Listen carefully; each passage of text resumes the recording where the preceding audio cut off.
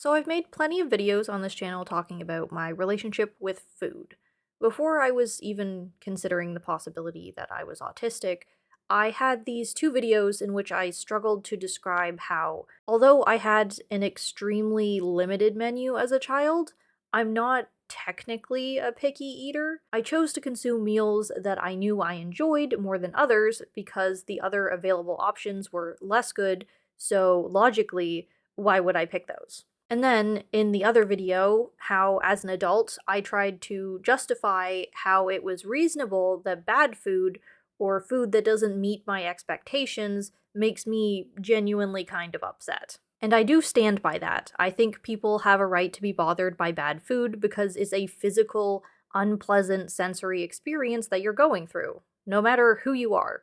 Like, if you've got the gene that makes cilantro taste like soap, yeah, eating guacamole with it as a main ingredient isn't something that you should endure. But with this new lens, I think it is a lot easier now to see where my reactions to food and my eating habits come from. Even if the stimulation of eating something you don't like is unpleasant, I don't think it's as typical for people to be so affected by not just the food that they consume, but the expectations of the food. Just the other night, I had another instance of being met with a family meal that someone else prepared, which I expected to partake in, and a condiment that I needed to dress it the way that I like it was missing. There's very little compromise in that for me. I expected the food the way that it's supposed to be, or I don't want it. There's like a bare minimum that different foods are allowed to be. I can eat chicken nuggets and fries plain Jane with absolutely nothing on them, but I would prefer there were seasoning and dips. That's the standard. And sometimes I feel like elevating it even more, but not always. Whereas when it's a crappy hot dog, it needs to be mustard and relish, or it's not getting eaten. And it can't just be relish or mustard. It has to be both. So when that happened and the condiment wasn't there, I just got flustered and left the kitchen and needed to reset because I'd totally lost an appetite. Like, my appetite was for what I expected to eat, and that wasn't happening anymore. So, anyway, what I really wanted to talk about in this video is that I've been learning about how it's not all that weird sounding now that I know other neurospicy people have comfort foods and how much that influences them.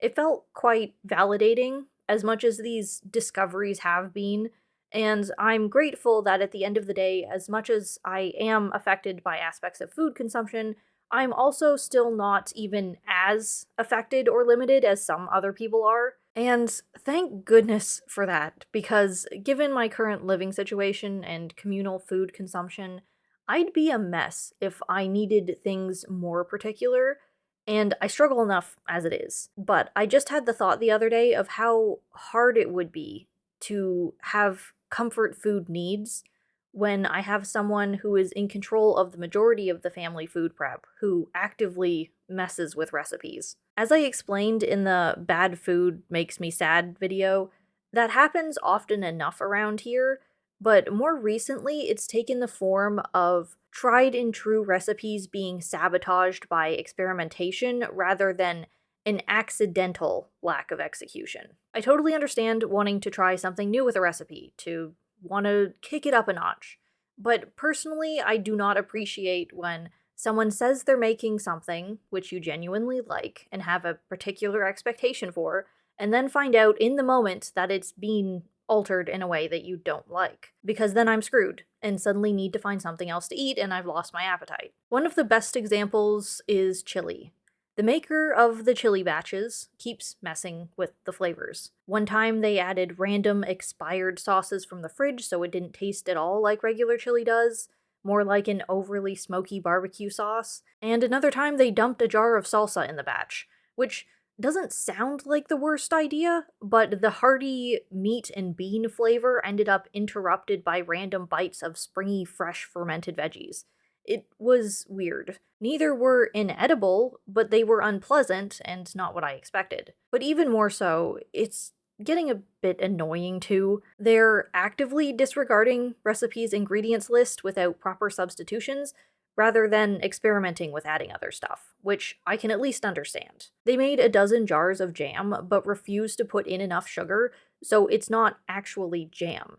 It's watery, so you can't even spread it on toast, and it doesn't taste as good either. It was an active decision to try and make it healthier, but all it did was compromise the integrity of the food itself. And now me and my partner are in a weird limbo because we don't want to eat it, but we'd feel stupid going and buying our own jam to eat PB&Js when there's a dozen jars of jam already in the house that need to be eaten. Again, me putting it on myself to adapt and minimize waste rather than prioritize what makes me happy or to have an enjoyable eating experience. But it just struck me recently, like, what a nightmare that would be to someone who is dependent on comfort food. To have someone actively and unknowingly to them sabotaging food for someone else that relies on it for their mental stability. I read a Reddit post about an autistic guy who had his favorite food ever ruined by the knowledge that a certain ingredient was in it.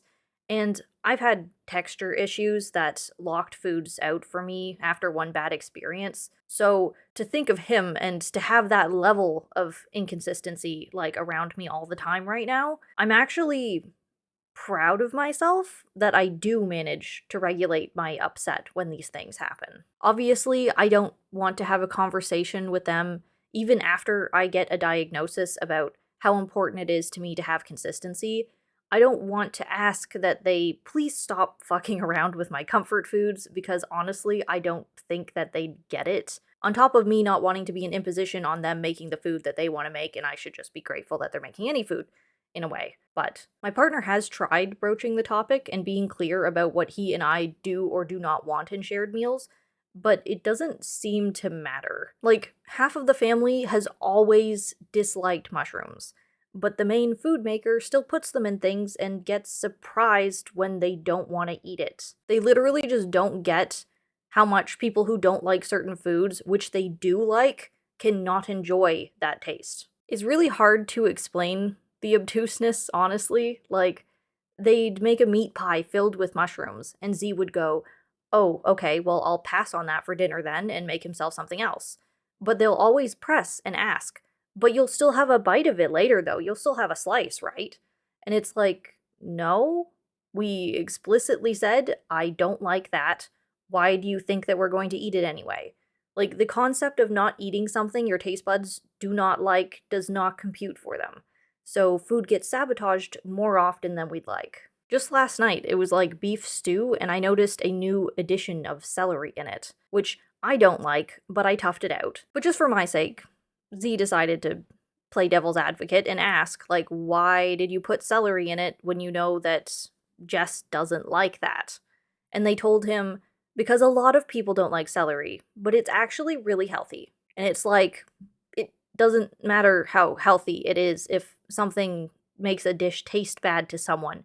They're not going to eat it. Like, how is that so hard to understand? Anyway, suffice to say, I'm grateful that although I am affected by food in some unusual ways, I am not ruled by my comfort foods. I know it's not a choice some people have, but I feel as though I've made great strides since childhood and my limited menu to expand my knowledge and palate, that now I have more comfort foods I can rely on when meals get compromised or expectations get me upset. I'm not exactly in a position of expertise, but I would encourage people who have a limited comfort food range to slowly experiment and try adjacent foods as a preventative means against dysregulation. When I was little, I literally only ate french fries. Like, I wouldn't even do mashed potatoes.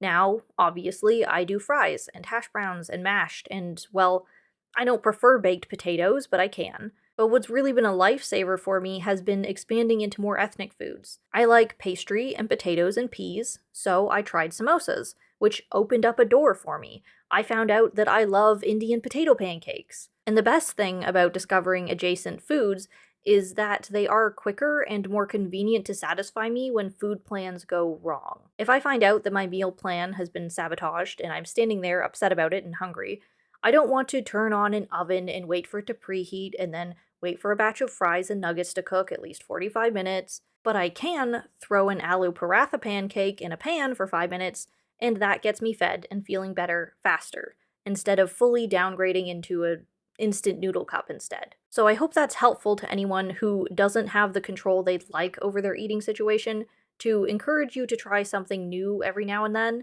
just to see, because it's different, at least for me.